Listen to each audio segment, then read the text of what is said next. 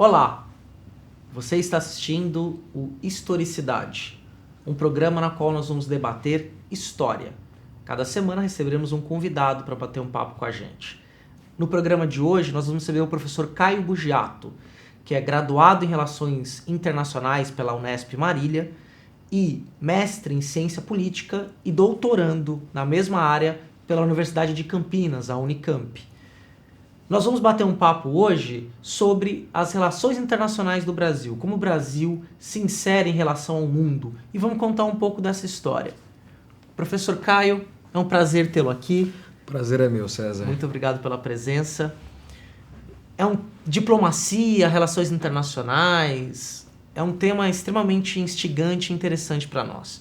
A gente pode dizer que a diplomacia moderna foi inventada pelos venezianos, no seu império ultramarino, né, o seu império marítimo, não ultramarino, né, que concorria com Gênova nas grandes cidades italianas. E essa maneira de fazer política por meio das embaixadas, dos diplomatas, ou do que viriam a ser os diplomatas contemporâneos, marcou muito aquele cenário do nascimento do Estado moderno, não é, Caio? Claro. Bom, agradeço o convite, primeiramente. O Maquiavel, na Itália, na época do Renascimento, já tinha espiões. A diplomacia moderna ela nasce da espionagem. O Maquiavel tinha espiões por todos os estados italianos. E, então ali ele construiu uma rede diplomática em que ele era o grande artífice e tinha informações de todos os cantos, de todas as regiões da Itália. Na Península Ibérica, a diplomacia moderna talvez tenha sido inaugurada com o Tratado de Tordesilhas. O Tratado de Tordesilhas é aquele que dividia o Novo Mundo entre a Espanha e Portugal, não é? Exatamente. Quando Colombo volta do descobrimento, entre aspas, ele passa por Portugal e os reis portugueses vão questioná-lo. De onde você vem? O que você está fazendo? Portugal tinha uma empreitada colonial ali na África, no norte da África. Então Portugal pede explicações para Colombo e acaba descobrindo o que Colombo foi fazer na América. Negociações foram feitas, então, a partir disso, entre os reis de Portugal e Espanha, para que esse mundo novo fosse dividido entre as potências coloniais à época, Portugal e Espanha. É sempre bom lembrar que Portugal e Espanha estiveram na vanguarda da formação do Estado absolutista, e também na vanguarda do mercantilismo. Então, demandaram do Papa, de Roma, uma arbitragem em relação a esse novo mundo. Mas, curiosamente, viu, César, apesar de demandarem do Papa a arbitragem sobre o novo mundo, eles, num certo momento, desprezaram a ajuda papal, porque as bulas papais não atendiam às demandas de ambos os reinos. Então, o que fizeram? Acabaram travando uma negociação bilateral que culminou em 1494 no Tratado de Tordesilhas, que dividiu, então, a América em dois polos, digamos assim, o português e o espanhol. Então, a empreitada colonial portuguesa, na qual vai dar origem à América Portuguesa e aos espanhóis, a América Espanhola, e alguns séculos depois isso vai se tornar o Estado do Brasil, o Brasil independente, em 1822, e já nasce num contexto de inserção internacional, essa colônia. Pois é. Eu costumo dizer que o Brasil nasce da política das potências europeias. O Brasil, no caso, ainda colônia de Portugal, a sua geografia, ou melhor dizendo, a sua formação territorial está sendo discutida pelos europeus. Então, é imprescindível, na minha opinião, estudar as relações exteriores do Brasil. O Brasil nasce já imergido como Estado, como colônia primeiramente, depois como Estado, já se inserindo nas relações internacionais, sobretudo europeias. Eu não quero dizer que não houvesse relações sociais e internacionais, talvez, aqui no Brasil. Existe uma linha de estudo que vai dizer que as relações internacionais indígenas, dos nativos, já eram consideráveis, né, importantes, né, com certeza sim. Né? Só que essa praia eu já não vou entrar muito, né, sou mais da parte da modernidade. Tá certo. Assim. Inclusive no período colonial, você tinha os chamados homens de negócios, que é aqueles que arrematavam contratos do Estado, chamados contratos de dízimo, como se fossem concessões. E muitos deles tinham inserção em algumas feitorias na África, especialmente por causa de compra de escravos, outros em Goa. Quer dizer, os homens que aqui habitavam também se relacionavam. Claro que isso que não entrava no âmbito da política do Estado. Né? Eram negócios. Embora o Estado português fizesse ali a intermediação. Esse Estado, essa colônia, depois vai se tornar um Brasil independente, né? Um país independente, junto com os seus vizinhos latino-americanos, e vai ter uma política externa durante todo o século XIX que vai ter uma alteração importante quando a gente se torna república. Pois é, César. No Império, né? Só uma questão anterior, né? A formação do Estado brasileiro, o Estado como instituição, né, é bem curiosa, talvez seja a única no mundo, na história do mundo, que é a transposição do Estado português para a colônia, né? Aquela famosa frase, a metrópole vira colônia, a colônia vira metrópole, né? Então o Estado brasileiro nasce com a transposição do Estado português para a colônia. Né? Sim, a vida de Dom João VI em 1808, Exato. Fugido das guerras napoleônicas, ele vem para o Brasil. Exato. E vai se fundar aqui no Brasil, então, um Estado imperial, né? O único na América do Sul, né? Rodeado de repúblicas. Né? O Dom João VI até se gabava muitas vezes da estabilidade política brasileira em detrimento entre aspas, caos, né, do caos provocado pelas repúblicas, pelas lutas civis, né, na Argentina, no Paraguai, no Uruguai, no Chile, né, entre outras. Né. Mas o Império tem uma política externa bastante atrelada à Inglaterra. Né. O Império, nós podemos dizer que a política externa brasileira tem duas frentes de atuação no Império, que é a frente com a Inglaterra, né, e a frente no Cone Sul. Né. A frente com a Inglaterra ela é a mais dependente, né, depende muito do comércio inglês, né, de como o Brasil consegue comercializar seus produtos via Inglaterra, né, então é uma relação aí de certa dependência. E comprar os produtos da indústria inglesa. Pois é, com certeza, né. E, em relação ao Cone Sul, o Brasil tem uma política mais autônoma.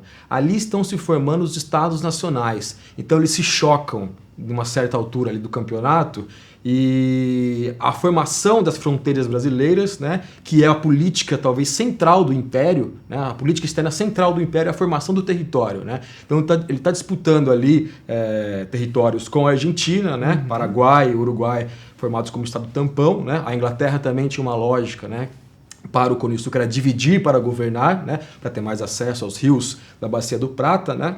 Então a gente pode dizer que no Império havia sim, né, duas frentes da política externa, né?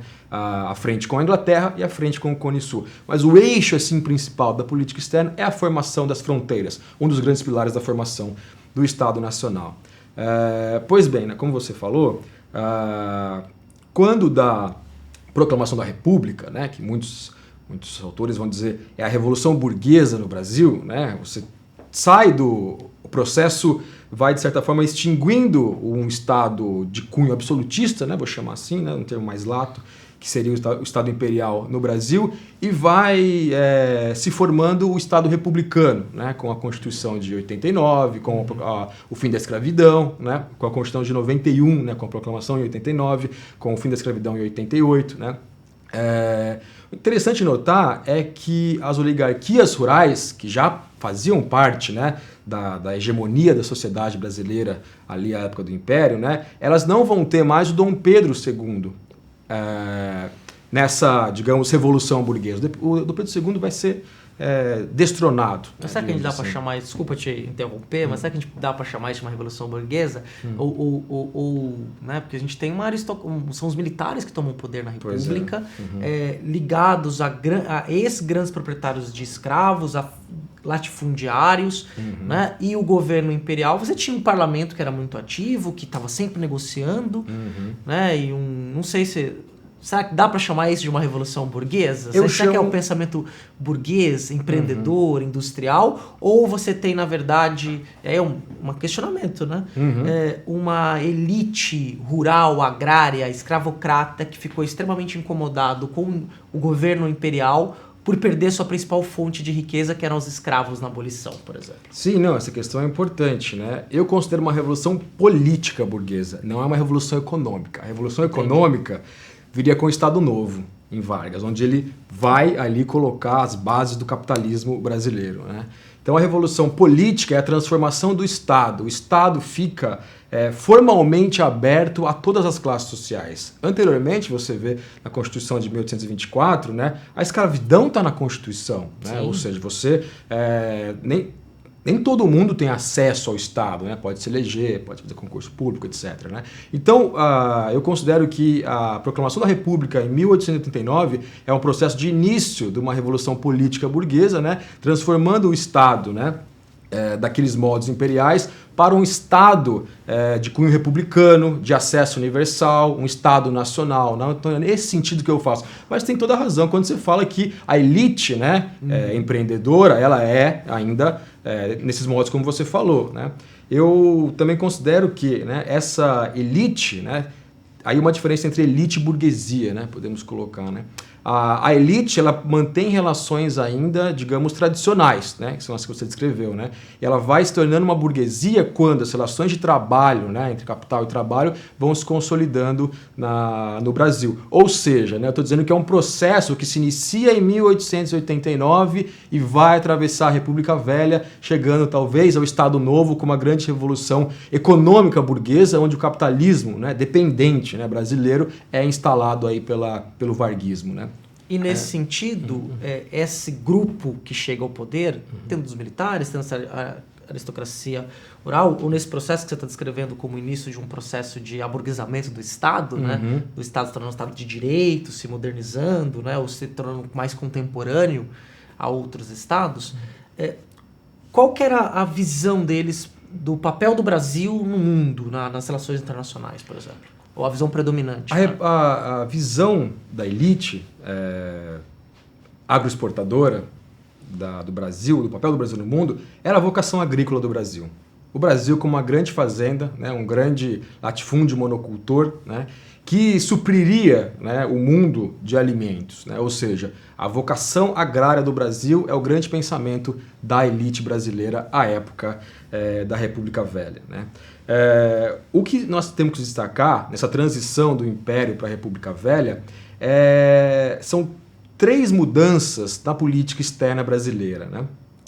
A primeira delas é a seguinte, né? O Brasil passa do eixo Londres para o eixo Washington. Né?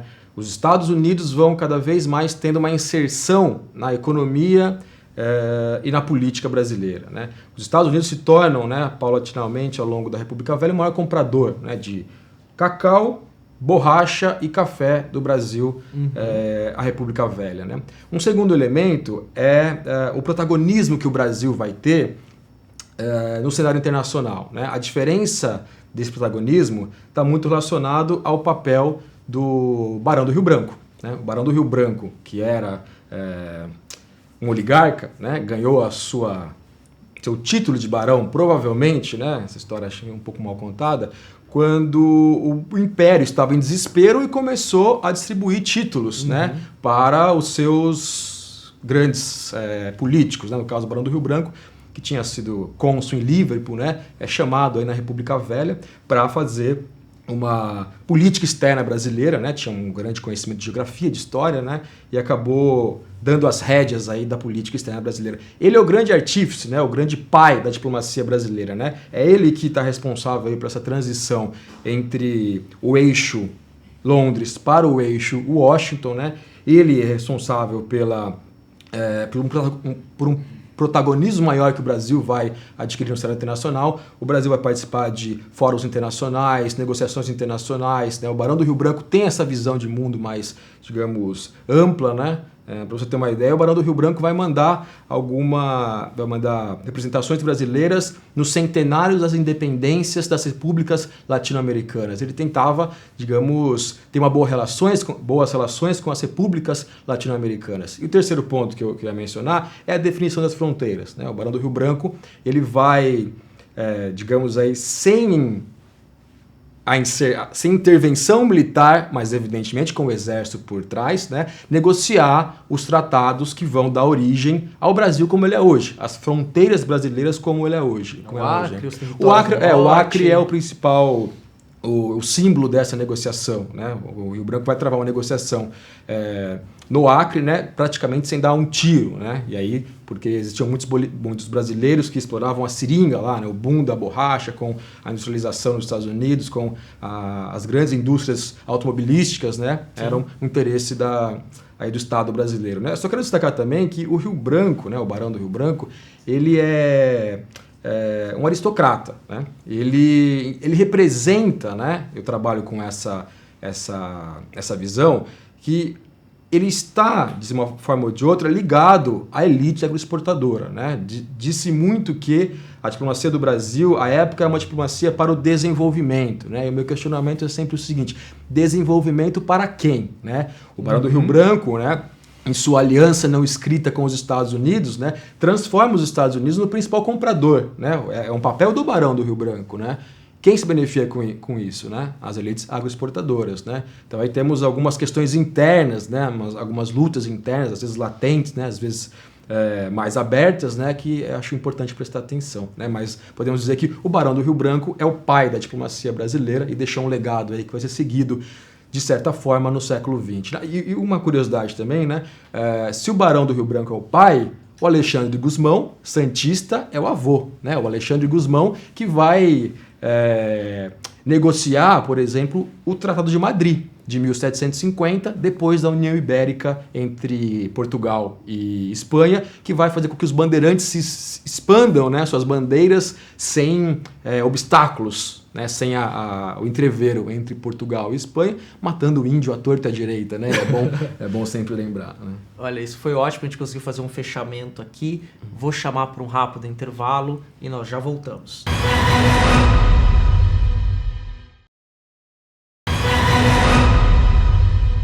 Voltamos então com o nosso papo com o professor Caio Bujato, que é professor do curso de Relações Internacionais da Universidade Católica de Santos, formado em Relações Internacionais e doutorando em Ciência Política pela Universidade de Campinas, a Unicamp. Caio, continuando a nossa conversa, uma exposição sobre uma reflexão sobre as relações internacionais do Brasil, o Brasil nesse cenário internacional, nós chegamos num momento decisivo, que é o período Vargas. Sim. O que vai mudar do ponto de vista das relações internacionais do Brasil? Tivemos ali um Rio Branco que fundou o Itamaraty, vai criar uma das grandes escolas de diplomacia do mundo, reconhecida internacionalmente como escola para formar diplomatas. Né? O que vai mudar então ali, a partir do governo Vargas, nesta estrutura e nessas relações internacionais, no papel do Brasil no mundo? Bom, após a Revolução de 30, né, o golpe de 30, né, o governo Vargas ele vai dar um outro caráter para a política externa brasileira. Ele continua um caráter que é a diplomacia para o desenvolvimento. O cenário externo da República Velha e na era Vargas é utilizado como meio de trazer o desenvolvimento, o enriquecimento, o crescimento econômico do Brasil. O Vargas pensa isso, né, a sua diplomacia, de modo a construir a industrialização nacional, né? Então, o vetor da política externa passa a ser um vetor desenvolvimentista. Desenvolvimentista quer dizer o quê, né, a esse período? Indústria. Trazer ciência, capital, tecnologia do exterior para o Brasil, né? Então, na era Vargas, 1930 até 1945, né, o Vargas e sua equipe diplomática vai dar esse caráter desenvolvimentista à política externa e vai barganhar esse desenvolvimento entre a Alemanha nazista e os Estados Unidos. Para o Vargas, é daí que vem o desenvolvimento, o crescimento econômico brasileiro. Excluída a União Soviética. O Vargas era, assim, pessoalmente, né, um ferrenho anticomunista, né? A política, o grupo que está no poder é totalmente anticomunista. Os comunistas, o Partido Comunista foi caçado, né, como outras coisas. Se não me engano, foi a primeira atitude do Estado Novo é caçar o Partido Comunista, depois da Intentona, né, entre outras coisas. Mas, então, o desenvolvimento brasileiro, o crescimento, a industrialização, viria de Estados Unidos e Alemanha. E ele imprime, né, o que nós conhecemos como barganha nacionalista, né, a barganha, né, que tem um cunho nacionalista, que é o cunho de criar a nação, né, construir uma nação industrialmente forte, poderosa, né, e barganhando com dois aí polos de poder, né. Então aí se dão aproximações, ora com os Estados Unidos, ora com a Alemanha, né. Isso reflete, né, em alguns pontos aqui no Brasil, né, se fala muito da Constituição Polaca, né, que é de inspiração nazista, do Estado Novo, né, tem uma certa ingerência de interesses da Alemanha nazista aqui no Brasil, né, tanto também dos Estados Unidos. Os Estados Unidos já tinha uma política pan-americanista para a América Latina, em que aqui no Brasil estão também, de certa forma, os seus interesses, né. É sempre bom lembrar que os interesses externos não são concretizados num país se ele não tiver bons sócios e bons aliados, né? O Brasil, como um país que, de certa forma, nasce, né, no sistema internacional de forma dependente, primeiro da Inglaterra, né, depois sofre um pouco da tutela dos Estados Unidos, né, ele sofre esse caráter da política exterior de outros países, né, eles estão aqui numa certa forma de ingerência dos seus interesses, né, tentando aqui, digamos, cooptar, né, alguns brasileiros, né? Mas o que nós podemos falar do período Vargas é que ele faz essa barganha nacionalista, né, entre a Alemanha e entre Estados Unidos, né? Em relação aos Estados Unidos, digamos que a barganha vai pender para o lado dos Estados Unidos, né? Os Estados Unidos vão, de certa forma, atender as demandas varguistas por industrialização e por modernização das Forças Armadas, né? Que também era uma demanda das Forças Armadas, né? Os símbolos disso são a construção da siderúrgica em Volta Redonda, né? Financiada pelo governo dos Estados Unidos, né? E uma certa modernização das Forças Armadas que vai permitir a Força Expedicionária Brasileira lutar na Itália, né? Com alguns nuances, claro. Então, a barganha vai pendendo para o lado dos Estados Unidos e o Brasil chega a lutar a Segunda Guerra Mundial ao lado dos aliados. Ou seja, né, o Brasil entra na guerra ao lado dos Estados Unidos porque os Estados Unidos atendem a demanda brasileira à época de 1939, 40. Né? Isso é bem curioso, né? Porque tem um episódio que é pra gente até... que foi uma política do Estado brasileiro, né? Quando a Alemanha invadiu a Polônia, o Estado brasileiro fez uma carta, né, parabenizando os alemães, o Estado alemão. Né? É claro que essa ideia do nazismo que a gente tem hoje, que é muito a posteriori, campos de concentração, né? Embora fosse um governo autoritário, a dimensão era um pouco diferente. Era um grande Estado que estava negociando, que ele tava, e depois entrou em guerra, aí o Brasil entrou ali para o lado. Você me permite só um pouco? Claro. Há uma ideia de que a fachada fascista que o Estado Novo mostrava ao mundo era uma espécie de barganha, né? Pois, dizendo assim para os Estados Unidos, olha, nós estamos nos aproximando da Alemanha, né? Ou seja, atendam nossas demandas, né? Nós temos aí um processo de barganha bastante intenso. E é um período no qual a gente tem governos desse estilo em vários lugares do mundo, né? O Mussolini na Itália, o Hitler ascendendo na Alemanha, o general Franco na Espanha, o Salazar em Portugal, o Perón na Argentina, né? São períodos de governos aí mais autoritários, né? Esses governos na qual a figura de um líder carismático é muito forte, né? E que imprimiu aí nessa negociação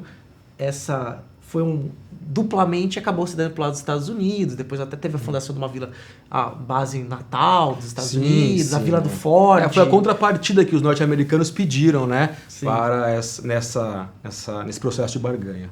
E passado esse período da guerra, então, na qual os aliados vencem, né, a Alemanha nazista é dividida, o mundo entra na época da Guerra Fria, e nesse período da Guerra Fria, né, que foi a oposição entre dois mundos, né, entre dois polos diferentes, dois grandes superestados, que eram os Estados Unidos, ou superpotências, e a União das Repúblicas Socialistas Soviéticas.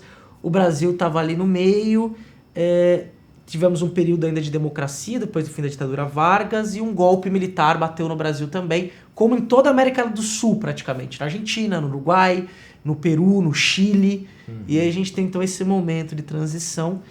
O que mudou? Mudou alguma coisa?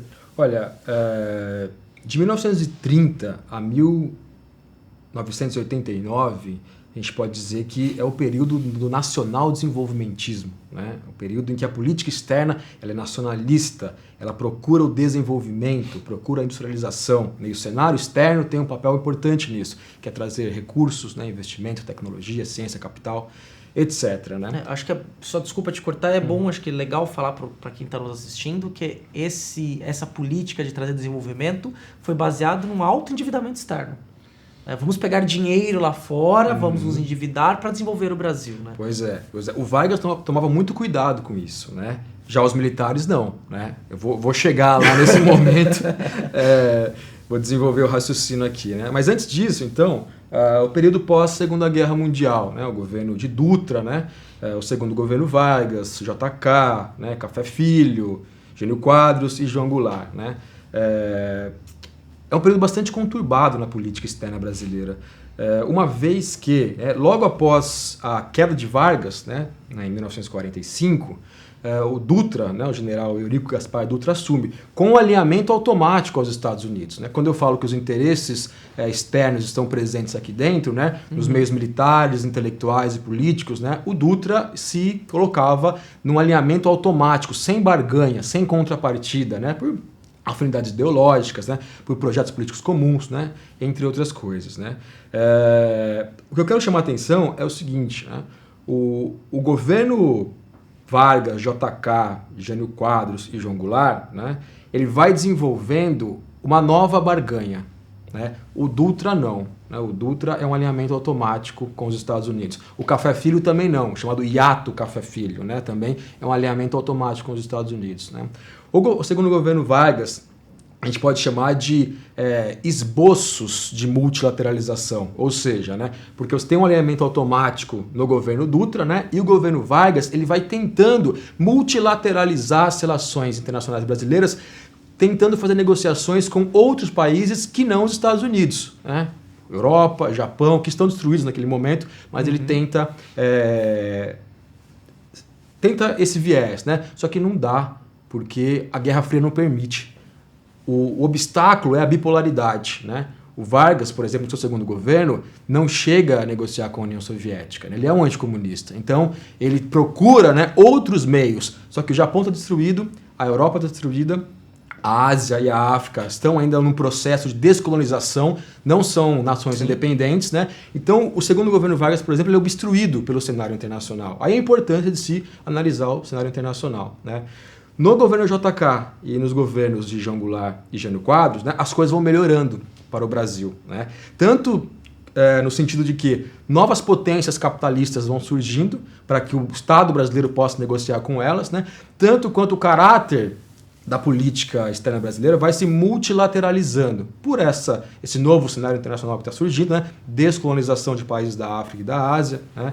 Novos polos capitalistas. Né? Então, dos esboços de multilateralização que acontecem no governo Vargas, né? Eles vão se tornando ensaios de multilateralização no governo JK e uma multilateralização quase que plena na política externa independente do João Goulart. O João Goulart leva a barganha nacionalista ao extremo, né? O que nós conhecemos como barganha neutralista, na verdade. Não se alinhava com a União Soviética, não se alinhava com os Estados Unidos, mas pretendia fazer uma política externa globalista, uma política externa que pudesse ter negociações com todo mundo. Né? E você falou do governo militar, né, em 1964, né, essa política externa globalista incomodava os governos dos Estados Unidos. Né? Então, o golpe de 64, ele é também um golpe contra a política externa brasileira. A política externa brasileira é chamada de política externa independente, que era globalista, nacionalista, terceiro-mundista. Você me permite dar um exemplo, né? Até foi o Jânio Quadros, né, condecorou o Che Guevara. Pois é. O Jango, na renúncia do Jânio, ele estava na China. Pois é. Um vice-presidente representando o Estado brasileiro, uma tentativa de acordo na China comunista, quer dizer, então você tinha ali realmente esse papel, você falando me fez lembrar desses pequenos detalhes. Exatamente, são detalhes que estão num contexto amplo, né, das relações internacionais nas quais o Brasil está inserido. Né? Os governos militares, eles vão eu digo eles vão quebrar a cara com o alinhamento que o Castelo Branco propõe aos Estados Unidos, né? O alinhamento automático do Castelo Branco aos Estados Unidos não atende às demandas brasileiras, né? Por ciência, tecnologia, recursos, etc. Né? Então é muito curioso os governos militares, porque eles transitam, né, de um alinhamento automático do Castelo Branco, né, por uma questão ideológica também, o combate ao comunismo soviético, né, aos perigos internos e externos do comunismo mundial, né, e eles vão paulatinamente se tornando o que dizia o Vargas, o que dizia o JK, o que dizia o Jango, nacional-desenvolvimentistas. Vão tentando trazer do cenário externo, né, o desenvolvimento para o Brasil. Acho que o mais emblemático aí é a política externa do Geisel, né, chamada de pragmatismo responsável e ecumênico. Né? Isso quer dizer o quê? É um Brasil que pretendia caminhar com as próprias pernas, fazer negociações internacionais com todos os países, né, do mundo, né, o ecumenismo, né, para trazer esse desenvolvimento ao país. Né? Então, eles retornam, né, a uma certa política desenvolvimentista e nacionalista, né, que o Castelo Branco quebrou ao se alinhar automaticamente com os Estados Unidos. E tá muito interessante a nossa conversa. Eu vou precisar trazer você de novo aqui, Caio. Com prazer. Porque nós precisamos falar, talvez, do período mais da redemocratização, né, e que muda bastante coisa, o próprio papel do Brasil aí nos últimos anos no cenário internacional, uma política clara, mas isso vai ficar para uma outra oportunidade. Eu agradeço muito a sua presença aqui, agradeço a você que nos assistiu, está aqui com a gente nesse momento. E, Caio, muito obrigado mesmo pela participação. Com muita coisa para ser dita, né, sobre o período atual, sua pesquisa, inclusive, né? Você pesquisa o papel da política externa brasileira nesses últimos anos, né? Durante o governo Lula, especificamente. Então, Caio, obrigado. Eu agradeço e me comprometo a voltar para falarmos do período atual. Um abraço e até a próxima semana.